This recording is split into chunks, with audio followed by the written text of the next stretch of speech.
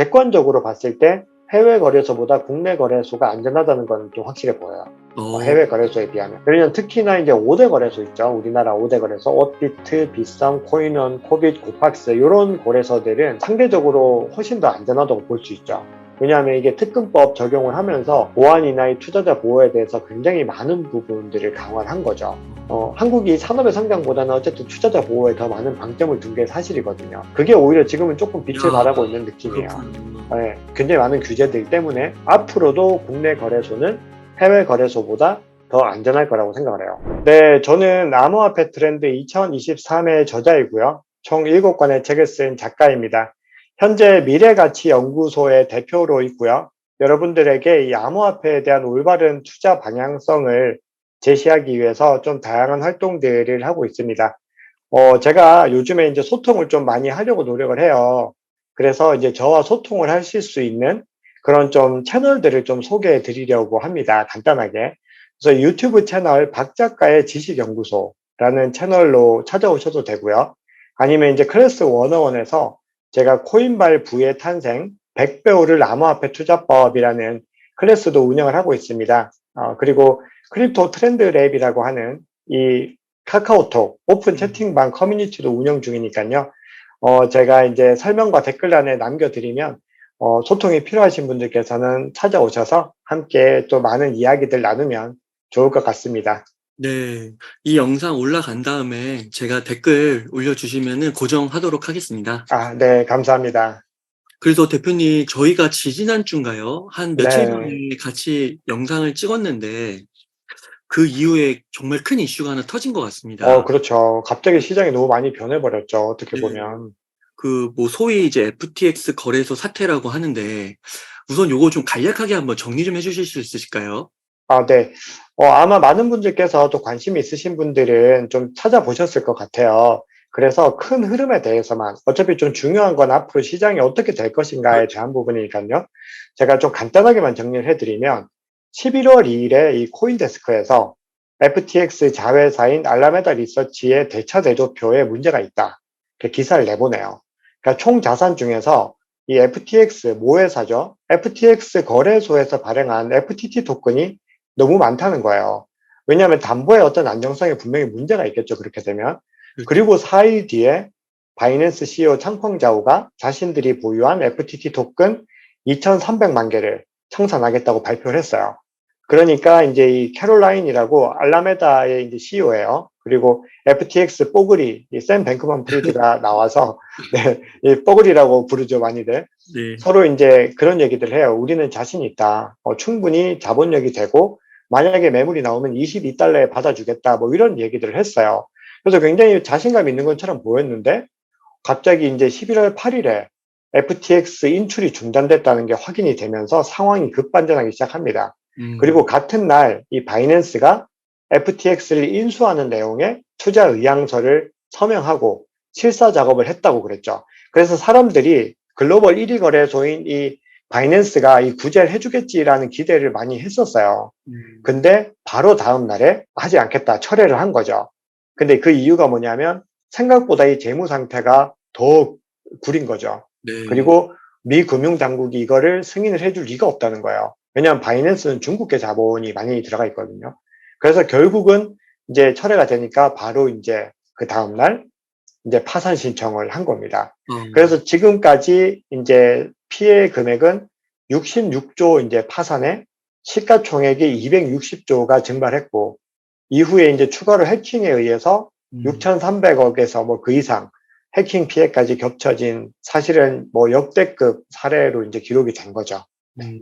그 FTX에서 거래를 했던 사람들은 그 FTX 거래소에 보관되어 있는 뭐 코인이라든지 현금이라든지 그거를 지금은 찾을 수가 없는 거죠. 그래서 찾을 수가 없죠. 근데 문제는 앞으로도 찾을 수 있을지에 대한 것들이 사실상 지금은 굉장히 부정적이에요. 비관적인 전망을 내놓을 수밖에 없어요. 왜냐하면 일단 파산 신청을 했기 때문에 뭐 어떻게 할 수가 없는 거죠. 그러니까 일종의 약간 그 뱅크런 같은 현상이 벌어졌다, 이렇게 볼 수 있을까요? 뱅크런보다 훨씬 더 심각해진 거죠. 뱅크런에서 이제 완전히 이제 그 뱅크런도 할 수 없는 그런 상황까지 가버린 거죠. 그러면 이 FTX 거래소 사태가 정말 그 연일 이제 코인 투자하시는 분들 가운데서는 정말 핫 이슈인데 향후 크립토 시장에는 어떠한 영향을 미칠 것이라 보시나요? 이게 사실은 좀 단기적인 것과 장기적인 걸 또 좀 나눠서 생각을 해야 돼요. 이 우리가 좁은 범위에서는 이렇게 볼 수 있는데, 이 FTX 거래소에 돈을 예치해 둔 사용자들, 그리고 FTT 토큰 홀더들, 그리고 이제 FTX 산하의 어떤 프로젝트들이 굉장히 많거든요. 왜냐하면 워낙에 또 FTX 벤처스에서 투자를 또 많이 했어요. 그래서 솔라나 같은 프로젝트들이 대표적으로 FTX가 가격을 많이 올려준 프로젝트들이거든요.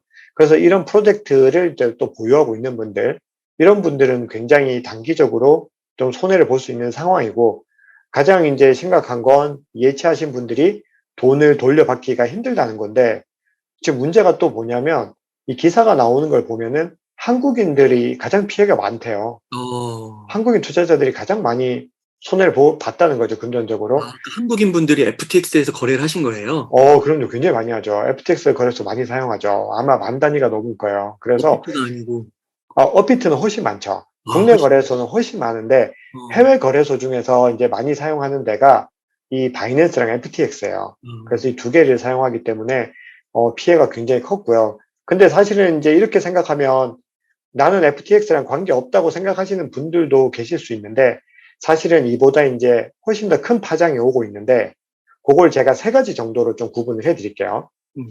자, 이제 첫 번째는 뭐냐면, 중앙화 거래소 자체에 대한 불신이 너무 커졌어요. 그래서, 근데 이거는 이 거래소를 넘어서 시장 전체에 대한 불신으로 범위가 넓혀지고 있죠. 그래서 투자 심리가 지금 뭐, 근 몇 년 동안에도 거의 최악으로 지금 위축이 되고 있는 상태인데, 유동성도 급격하게 줄어드는 상황이에요. 그래서 첫 번째 제기되는 문제는요, 거래소들의 줄 파산이에요. 음. 크립토닷컴 기사 나오고 있잖아요.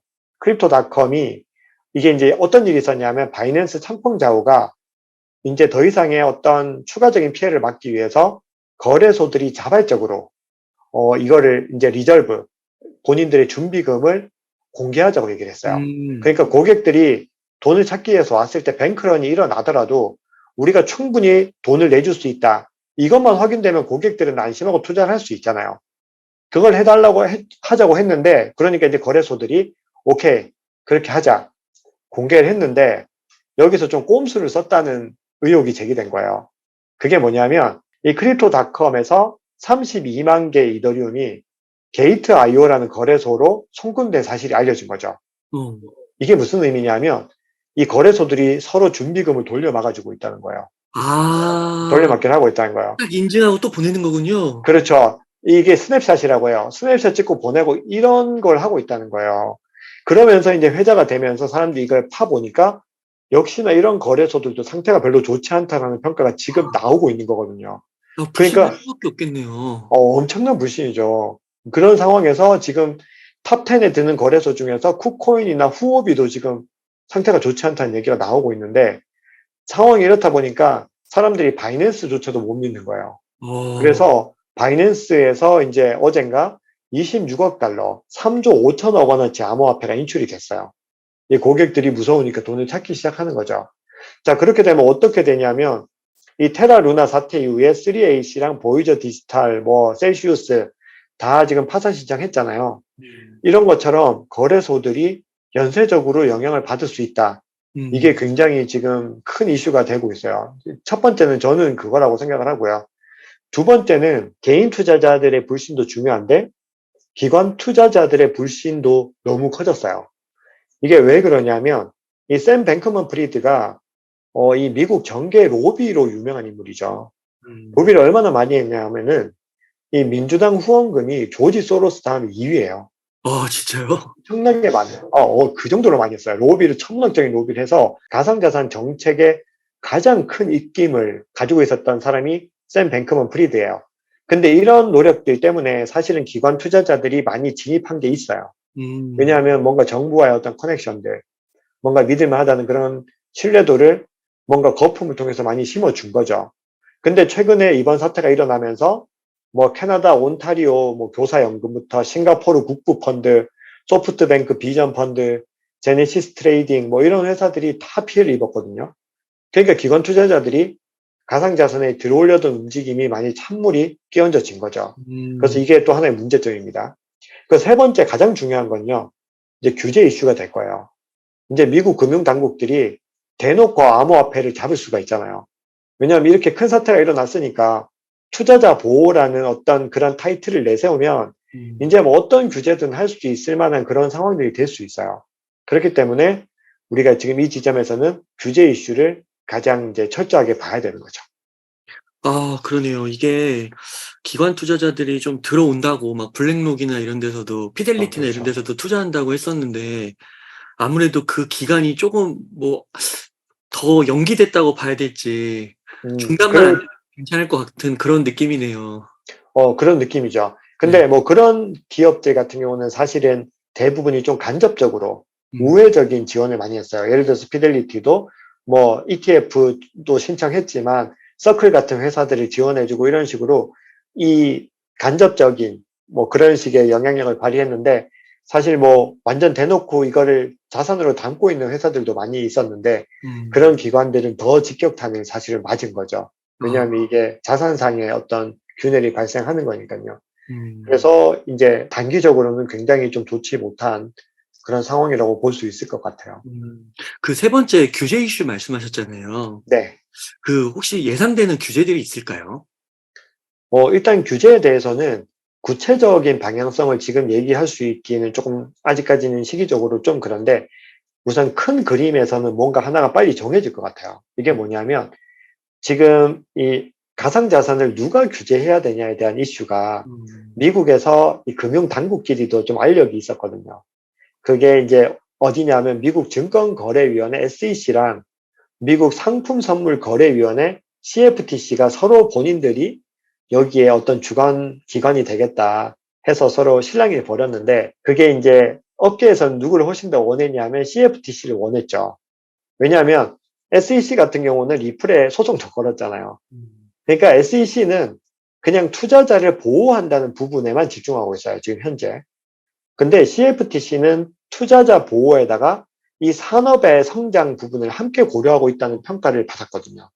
그러니까 시장에서는 더 친화적이죠. 음. 이게 CFTC가 그 차이가 뭐냐면 SEC는 암호화폐가 증권이라고 얘기를 했잖아요. 근데 CFTC는 기존 증권과 다르다. 이걸 인정해 줬거든요. 그래서 분위기가 CFTC로 가게 됐는데 여기서 사건이 촉발된 거예요. 이게 뭐 직접적인 원인이라고 볼 수는 없겠지만 이 CFTC가 이걸 감독하면서 이제 이 암호화폐를 상품으로 디지털 상품으로 만들어서 관리하겠다고 한 법안이 디지털 상품 소비자 보호법, 이게 DCCPA라는 법안이거든요. 근데 이 법안에 어떤 문제가 있냐면 탈중앙화 금융 디파이와 이 탈중앙화 거래소를 굉장히 위축시킬 수 있는 조항이 많이 있었어요. 음. 가령 이런 탈중앙화된 기관에도 뭐 고객 인증제도 KYC를 적용해야 된다 막 이런 조항도 있었고요. 굉장히 누가 봐도 중앙화 거래소에 압도적으로 우호적인 법안인데 이걸 누가 지지했냐? 바로 샘 뱅크먼 프리드입니다. 어. 지지를 한 거예요. 음. 그러니까 이 업계에서는 샘 뱅크먼 프리드가 배신자. 굉장히 배신자 낙인 찍힌 거죠. 어. 그래서 이 셀시우스 사태가 나고 할 때 본인이 막 JP 모건 흉내를 내면서 약간 이 백기사 노릇을 했거든요. 그런 것들의 어떤 내막들을 이제 좀 알게 되는 그런 느낌인 거죠. 그래서 청펑자오가 트위터에서 이렇게 얘기를 했어요, 직접. 우리는 누구에게도 반대하지 않지만 뒤에서 다른 업계 플레이어를 상대로 로비하는 사람들은 절대 돕지 않겠다. 그러니까 청펑자오가 FTX를 치고 나간 게 사실은 여러 가지 복잡한 그 어. 관계들이 있었다는 거죠. 그래서 결론적으로 이제 어떻게 될 수 있냐면 비트코인을 제외한 대부분의 프로젝트가 증권으로 분류가 될 가능성도 있어요. 아주 극단적으로는. 그리고 디파이나 이런 탈중앙화된 서비스들이 굉장히 좀 불리한 상황에 놓일 수 있어요. 단기적으로는. 왜냐하면 이게 투자자 보호라는 이유 아래서는 이런 것들이 다 합리화될 수 있기 때문에 이런 걱정들을 좀 할 수밖에 없고요. 근데 이제 미국에서 이런 자정작용을 통해서 글로벌 표준이 또 나와줘야 되는 거거든요. 그래서 어쨌든 우리가 이 미국의 어떤 정책적인 방향성을 일단 봐야 되는 이슈가 첫 번째고, 이제 한국에서는 이 국회에서 뭔가 디지털 자산 시장의 어떤 공정성 회복, 그리고 안심 거래 환경 조성 이런 걸로 계속 간담회를 요즘에 하고 있거든요. 그래서 이 업계 기관 그리고 이제 입법처가 같이 뭔가 방법을 만들어야 된다라는 그런 방향성에는 동의를 했어요. 그래서 업권법 제정 얘기 좀 들어보셨죠? 음. 이 특근법 말고 이제 업권법이라는 게 계속 지금 몇 년째 이야기가 나왔는데 제정이 안 됐어요. 근데 이제 이거를 이제 빨리 해야 된다라는 목소리들이 좀 나오고 있죠. 만약에 이제 업권법을 제정을 하게 되면 이 암호화폐 산업이 이제 정식으로 제도권에 편입이 되는 거예요. 어, 그러면 완전히 공식적으로 거래가 되고 보호 조치가 훨씬 강화되고 파생 상품도 나올 수 있어요. 음, 그렇게 되면 한국에도 비트코인 ETF 같은 게 나올 수 있는 거죠. 그래서 그런 움직임이 나오는데 문제는 뭐냐면 그렇게 되려면 국민의 상당수가 이 자산이 투자 상품으로서 가치가 있다는 걸 인정해야 되는데 지금 시장의 분위기는 오히려 국민들의 불신이 더 높아진 그런 상황이 된 거죠. 좀 아이러니한 상황이 된 거예요. 그러네요. 이게 양쪽에 뭔가 충돌하는 그런 것들이 지금 복합적으로 작용을 하고 있는 것 같고, 정말 좀 시간이 좀 필요할 것 같다, 이런 생각이 드네요. 또 어제 저도 신문을 좀 보니까 국내에서도 그 거래소들에서 자체적으로 코인 발행한 그런 기업들인가요?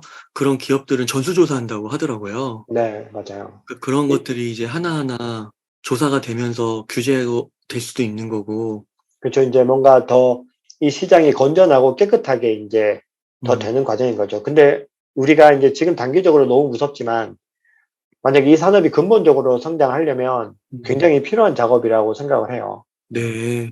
음, 내부적으로도 좀 자정작용이 필요할 것 같네요. 네, 맞습니다. 그래서 이제 창펑자가 이제 했던 얘기가 아까 말씀드렸던 것처럼 음, 프루브 오브 리저브 그렇게 해서 음, 이제 돈이 투명하게 관리되는지 거래소들이 스스로 이제 증명해보자 음, 이런 얘기를 했는데 반전이 일어난 거죠. 인증 과정을 이제 자산이 이동하면서 지갑 간에 이동을 하면서 돌려막기를 하는 정황이 나오면서 음, 오히려 그런 거래소들은 신뢰감을 더 이제 떨어뜨리게 된 거죠. 음, 그래서 좀 아직까지는 시간이 더 필요하구나 이런 생각들을 하게 되죠. 음. 조금 더 뭐 확인 과정이 필요하긴 하겠지만 참, 그러네요, 참. 맞습니다. 근데 시간의 문제라고 생각은 하면서도 어, 사실은 너무 단기적으로 좀 시장 자체가 안 좋으니까 네. 음. 많은 분들이 두려워하고 있죠.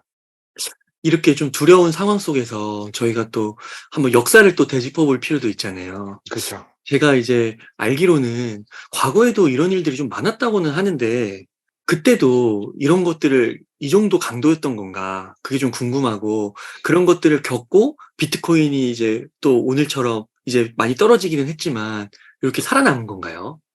그렇죠. 근데 사실은 2014년도에 마운트 곡스 파산했을 때는 지금보다 분위기가 더 심각했을 거예요. 네. 왜냐하면 그 당시에는 이렇게 거래소 종류도 많지도 않았고, 이 마운트 곡스 거래소가 글로벌 압도적인 일이었어요. 네. 거의 거래량의 7, 80%를 차지하는 그런 대형 거래소인데, 그런 거래소가 무너진 거죠. 그래요? 그래서 비트코인이 막 마이너스 80%막 이렇게 가던 시절이었거든요. 근데 그 사태가 아직까지 해결이 다 안 됐어요. 진짜요? 네, 돈을 아직 못 돌려줬는데, 근데 이게 최근에 이제 어떤 일이 있었냐면, 이제 마운트 곡스 거래소가 이걸 이제 채권자들에게 부분 환불 절차에 돌입을 했죠. 돈을 오, 돌려줄 수 있게 된 거예요.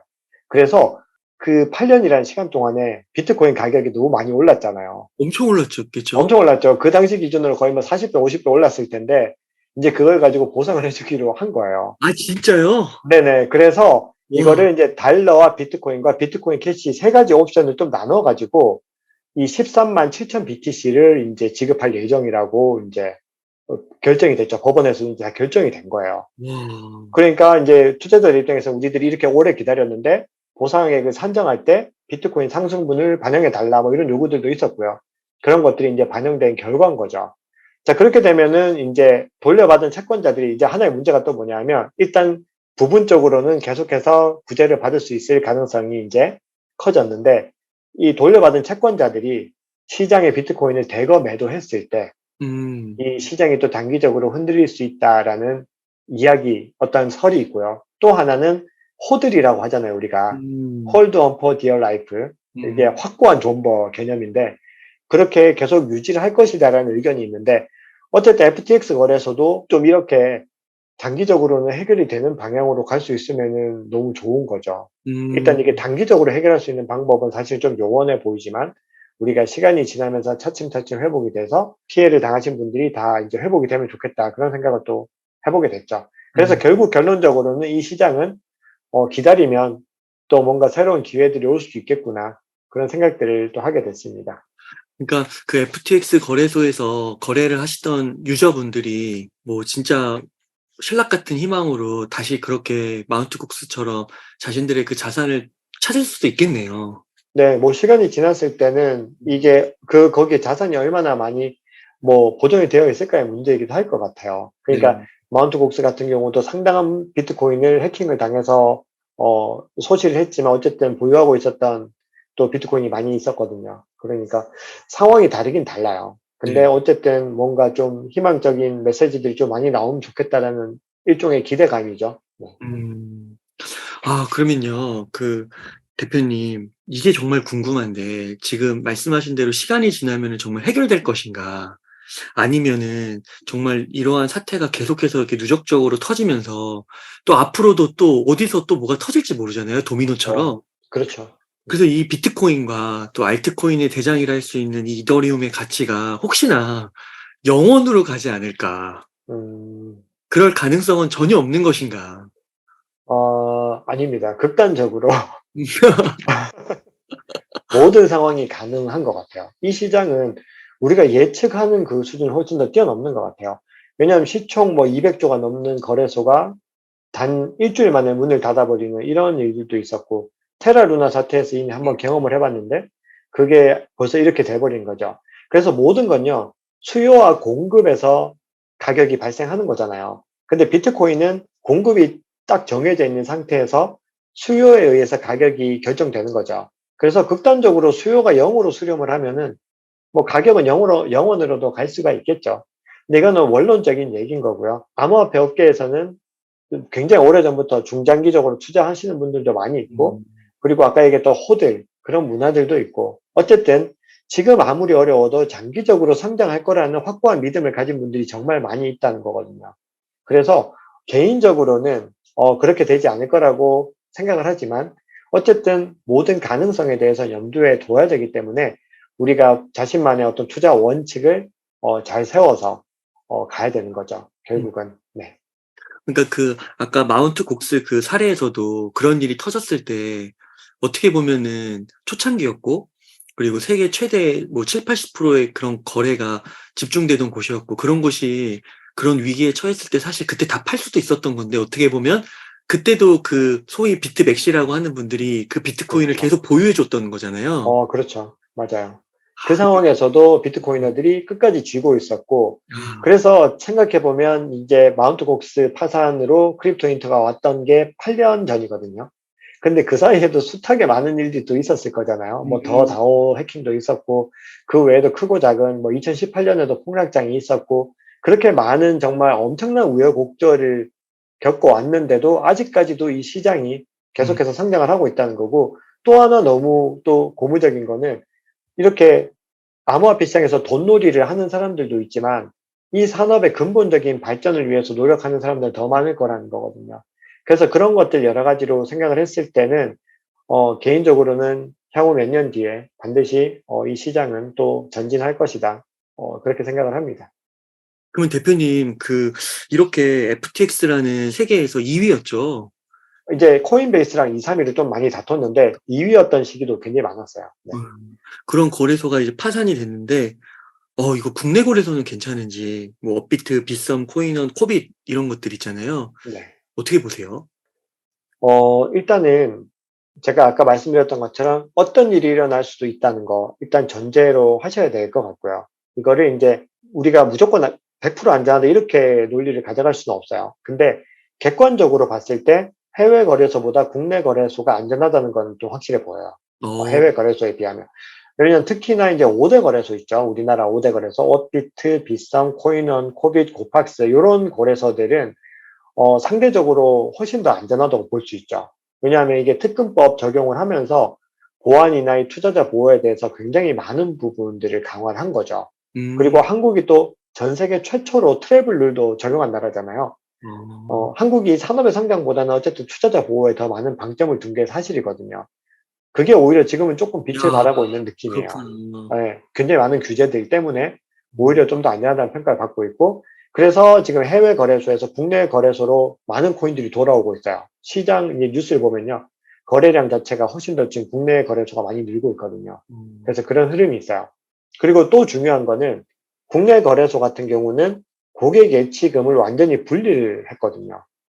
그래서 이 특금법에서 이제 그런 규정들을 했고, 그리고 이제 어떤 회사 규모에 맞춰서 매분 혹은 뭐 연간 재무제표 공개할 때 본인들이 보유하고 있는 고객 자산을 의무적으로 공지를 하도록 했어요. 그래서 굉장히 좀 뭔가 그런 것들에 대해서 사람들에게 뭔가 좀 객관적인 정보를 줄 수 있는 그런 체계가 됐고, 그리고 인제 현금 자산을 거래소와 인제 매칭이 된 시중은행 계좌를 통해서 관리하도록 했죠. 그러니까 뭐 짜고 치는 고스톱을 하려면 할 수야 있겠지만, 어쨌든 고객 자산을 함부로 유용하거나 이게 투자를 위해서 동의 없이 외부로는 이동시킬 수 없다. 객관적인 구조에서는 그렇게 볼 수가 있겠죠. 근데 또 이런 의문을 가지신 분들이 있어요. 아니 그렇게 안전하다고는 하는데 우리가 그걸 어디서 확인하고 어떻게 알 수 있냐.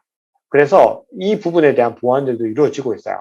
그러니까 공시 주기를 더 짧게 가지고 가고, 그리고 홈페이지나 앱에서 굉장히 잘 보이는 가시성 좋은 곳에 이 공시를 항상 게재해서 확인할 수 있도록 해야 된다라는 그런 부분들이 나오고 있거든요. 그래서 앞으로도 국내 거래소는 해외 거래소보다 더 안전할 거라고 생각을 해요. 음. 그런 부분들은 분명히 있는 거죠. 네. 와 그러니까 이게 참 일이 터지고 나서 결과론적인 얘기긴 하지만 진짜 규제가 심하다고 해서 이 암호화폐에서 그 산업에서 기회를 많이 놓쳤다고 많이 비판을 했었는데 그러니까 약간은 좀 진짜 전화위복 같은 그런 상황이 또 그러니까 이게 인생이 그렇게 되네요 참. 네. 음. 아 예 그래서 대표님께서 이렇게 설명을 너무 잘해 주셨는데 정말 이게 시국이 참 이래 가지고 이 암호화폐 트렌드 2023이라는 책이 정말 잘 써 주셨는데 어떻게 타이밍이 이렇게 되는지. 아니 그래서 또 시국이 시국인 만큼 '더 읽어야 되지 않을까.' 그런 생각도 들고요. 감사합니다. 네. 그래서 대표님 이 책도 한번 얘기해 주시면 좋겠어요. 이 책을 통해서 또 이런 사태도 터졌고 어떤 것들을 좀 독자들이 알고 느끼셨으면 좋겠는지. 이 트렌드의 책이기 때문에 결국은 암호화폐 시장에 대한 큰 그림을 그리는 부분이라고 생각을 해요. 왜냐하면 지금은 어떤 개별 코인 뭐 사야 될까요는 중요한 시즌이 아닌 거죠. 지금은 훨씬 더 시장을 넓게 보고 멀리 봐야 되는 상황이기 때문에 어떻게 보면 트렌드에 대한 관심이 되게 중요한 시기이기도 한 것 같아요. 그리고 인제 지금 상황에서는 우리가 막 이런 파산도 있고 뭔가 굉장히 시장이 복잡하다는 걸 알게 된 거죠. 그러니까 지금 상황에 좀 대입을 해서 보면 이 암호화폐 산업에서 전반적으로 어떤 플레이어들이 있고, 그리고 어떤 활동들을 하고 이게 가격에 어떻게 반영을 하는지, 아니면 뭐 주식으로 치면 어떤 섹터나 테마가 있는지, 이런 부분들을 전반적으로 지금 이해해야 되는 시기인 거죠. 그래서 그런 목적으로는 암호화폐 트렌드라고 하는 그런 컨셉이 굉장히 좋다고 생각을 하고 있습니다. 그래서 한번 읽어보시면 이 시장이 어디로 어떻게 갈지에 대해서 또 많은 어떤 해안들을 얻으실 수도 있거든요. 그래서 그 부분들 좀 한번 추천을 드려봅니다. 음. 대표님 갑자기 그 생각이 나는데 이번 사태 터졌을 때 일론 머스크도 트위터로 막 발언을 잘 하더라고요. 그쵸. 네. 그러면서 그 SBF 샘 네. 뱅크 프리먼인가요? 샘 네. 뱅크만 프리드. 네. 프리드 그 사람이 뭐 네. "돈이 없었다." 뭐 이런 얘기도 하고 만났을 때. 음. 그리고 또 뭐 "비트, 이더, 도지 이거 3개 외에는 다른 코인은 모르겠다." 뭐 이런 얘기도 하고요. 맞아요. 그래서 좀 여쭙고 싶은 게 비트, 이더는 뭐 그렇다 쳐도 도지도 얘기를 했는데 도지는 좀 어떻게 보세요? 일단은 지금 상황에서는 우리가 어떠한 확신도 할 수 없다라는 걸 늘 계속 전제로 좀 먼저 말씀을 드릴게요. 근데 저도 인제 일론 머스크의 생각과는 좀 비슷한 부분이 있어요. 우선은 비트코인이 상대적으로 가장 압도적으로 안전한 자산이다라는 거에서는 일단 동의를 할 수밖에 없어요. 그래서 지금 투자자분들은 비트코인에 더 집중을 해서 만약에 투자를 이어가실 그런 확고한 믿음이 계신 분들은 비트코인 비중을 늘려나가야 되는 시기인 거죠. 근데 이더리움 같은 경우는 비트코인만큼의 안전성을 확보하기는 어려워요. 왜냐하면 규제 이슈가 나왔을 때 아까 잠깐 짧게 언급했지만 증권이라는 어떤 굴레를 씌울 수가 있어요. SEC에서 비트코인을 제외한 나머지 대부분의 프로젝트는 그런 공격에서 자유롭지 못하거든요. 그래서 비트코인과는 비중의 차별화를 좀 해야 되는 부분이 있습니다, 분명히. 근데 이제 마지막으로 이 중요한 도지코인을 말씀을 드리면, 이게 어떻게 보면 스캠 코인의 일종이죠. 왜냐하면 이게 장난으로 만든 밈코인이었거든요. 근데 세계에서 가장 영향력이 강한 일론 머스크가 밀어주면서 이제 뜬 코인이죠. 그래서 변수는 결국 일론 머스크가 될 것 같아요. 일론 머스크가 만약에 이게 진짜 진정성 있게 이 프로젝트를 계속해서 밀어주고 실제로 트위터에서 테슬라에서 스페이스X에서 이 활용성들을 늘려간다면 도지코인의 가능성들은 굉장히 클 수 있죠. 근데 만약에 일론 머스크라는 카드가 사라졌을 때는 이 가치를 담보할 수 있는 건 아무것도 없죠. 그렇기 때문에 굉장히 어떻게 보면 뭐 테슬라 보고 오너 리스크라고 하는 얘기들을 하듯이 일론 머스크 리스크를 가지고 있는 암호화폐라고 볼 수 있을 것 같아요. 그래서 저는 개인적으로 어떤 화폐로서 어떤 가치들에 대해서 굉장히 좀 괜찮게 평가를 하는데 추천을 드리기는 조금 제한이 되고, 그리고 또 하나가 크립토닷컴 같은 경우도 지금 굉장히 회자되고 있잖아요. 근데 이 결제 분야에서 굉장히 좀 많은 주목을 받고 있는 프로젝트였는데도 지금 이렇게 위험하다는 얘기가 나오고 있죠. 그렇기 때문에 현 시점에서는 비트 이더 말고는 어떤 확신을 가져서는 안 된다. 그거는 좀 말씀을 꼭 드려야 될 것 같아요. 그러면 뭐 매월 좀 여윳돈이 들어오고 아우 설마 뭐 영원 되겠어 뭐 확신을 갖고 나는 계속 가겠다 하시는 분들은 여윳돈이 들어올 때마다 비트 이더를 중심으로 좀 투자를 하면 될까요? 일단은 지금은 오히려 비트코인에 가장 좀 집중을 해야 되는 시기라고 생각을 하고 있고요. 음. 근데 이게 이 염두는 두셔야 돼요. 지금 투자 심리가 지금 돌아오지 않고 있죠. 네. 그리고 연쇄 도산이 이제 발생할 수 있고, 그리고 이번에 이제 크립토 퀀트에서 이제 내놓은 정보에 따르면 채굴자들이 거래소로 비트코인을 이동시키고 있다고 해요. 그 얘기는 비트코인을 내다 판다는 얘기거든요. 근데 채굴자들의 그런 움직임은 비트코인에서는 가장 안 좋은 시그널이에요. 채굴자들의 움직임이. 그래서 비트코인이 단기적으로는 더 크게 하락할 수도 있다는 가능성을 염두에 두셔야 됩니다. 그렇기 때문에 만약에 이 비트코인의 장기적인 전망을 스스로의 공부를 통해서 확신을 하시는 분들은요, 저평가 구간에서부터 이제 사기 시작해서 만약에 더 떨어질 때마다 분할로 더 매수를 해야 되는 부분이고요. 만약에 이 시장이 너무 위험하다고 판단되는데 굳이 목돈이 있다고 지금 당장 투자에 사용해야 될 이유는 없죠. 그러니까 본인의 어떤 센스를 정확하게 해서 본인의 투자 원칙에 따라야 될 것 같아요. 그래서 이 시장이 안 좋을 때 이걸 관망하는 것도 투자의 일부인 거죠. 무조건 현금을 빠르게 투자로 소진한다. 이거는 이게 무조건 좋은 투자는 아니에요. 그래서 만약에 확고한 믿음이 없고 이 시장이 여전히 두렵다면 굳이 그 현금들을 투자로 바로 연결하지 마시고 시장을 조금 더 관망해 보는 것도 좋다라는 생각을 하고 있습니다. 아, 정말 그 투자의 저 원리가 하이 리스크, 하이 리턴이잖아요. 그렇죠. 정말 이제 그거를 본인은 또 투자는 본인의 책임이고, 정말 자신이 공부한 만큼 그 책임을 어디까지 짊어질 수 있는지를 잘 한번 따져보고, 나에 대해서 또 파악하는 시간이 될 것 같네요. 맞습니다. 그러니까 지금 우리가 사실은 저도 클래스 101 같은 데서 저뿐만이 아니고 너무나 많은 사람들이 샘 뱅크먼 프리드라는 사람에 대해서 많은 언급을 했어요. 왜냐하면 샘 뱅크먼 프리드가 이 시장에서 굉장히 뭐 이것저것 역할을 많이 한 사람이 맞거든요. 그러니까 이런 식으로 운영하고 있었을 거라는 거를 짐작했던 사람은 거의 없다고 보시면 돼요, 사실은. 그렇기 때문에 우리가 뭐든지 어떤 믿음들을 너무 섣불리 믿어서는 안 된다라는 걸 좀 알게 된 거죠. 그리고 이 산업 자체가 굉장히 어떻게 보면 신뢰하기가 어렵게 돌아가고 있구나라는 것도 이제 밝혀진 거예요. 왜냐하면 이게 테라 루나도 마찬가지지만 이 사태의 본질도 결국은 레버리지에 있는 거죠. 왜냐하면 아무 가치 없는 토큰, 특히 FTT 토큰은요, 바이낸스 BNB랑은 또 달라요. 사용성이 딱 두 개인데, 이 FTT 토큰을 가지고서 이제 수수료를 내면 수수료를 크게 할인해줘요. 그게 첫 번째고, 두 번째 스테이킹을 하면은 이제 이자를 준다는 건데, 그 외에는 특별한 용도가 없는 이 코인을 이렇게까지 가격을 올린 거는 결국은 이 알라베다 리서치와 FTX가 한 몸이 돼서 이 토큰 가격을 펌핑을 했다라는 거거든요. 그게 이제 결국 문제가 돼서 무너진 거잖아요. 그래서 결국 이런 식의 어떤 흐름들이 이제는 좀 계속해서 이제 사라져야 되는 거죠. 결국은 이 토큰의 근본적인 가치 이런 것들을 더 중요하게 생각하고 근본적인 프로젝트들이 더 성장하게 되는 그런 시장이 만들어지는 그 과정이라고 저는 좀 해석을 하고 싶어요. 그게 뭐 하나의 뭐 기대감이 반영된 거기도 하지만 아마 그렇게 될 거라고 또 생각을 하고요. 네. 예, 대표님, 끝으로 시청자분들께 하고 싶으신 말씀, 강조하고 싶으신 말씀 부탁드리겠습니다. 네, 저는 지금 시즌에서는 딱 하나만 드리고 싶어요. 암호화폐 투자는 변동성이 너무 심하죠. 그래서 절대로 빚을 내서 투자하지 마시고 지금 안정성에 무조건 신경을 더 쓰셔야 되고요. 그리고 또 하나는 너무 과도한 욕심을 내시지 말고 정말 긴 흐름으로 우리 인생 길게 흐름을 두고서 이 시장에서 장기적으로 돈을 벌겠다라는 그런 마음가짐으로 접근을 하시면 좋을 것 같아요. 그러면은 이런 마음을 가지면 정말 잡코인들은 눈에 안 들어오거든요. 정말 근본 코인들, 정말 엄선해서 잘 투자하시면 정말 좋겠습니다. 네. 여러분 응원합니다.